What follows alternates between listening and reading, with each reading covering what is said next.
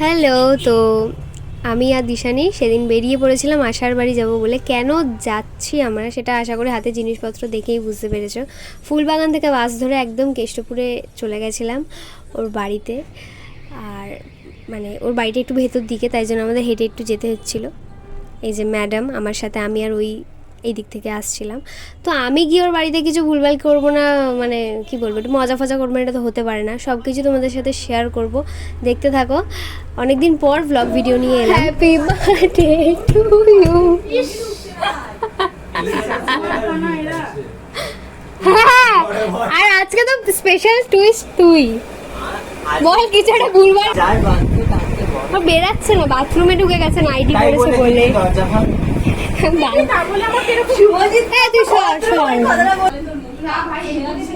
আরে তোর মুখটা দেখা না একবার। বুঝতেই পারছো সবাই মিলে একসাথে হয়েছিলাম, তো ইয়ার্কি ঠাট্টা মজা তো হবেই কম বেশি।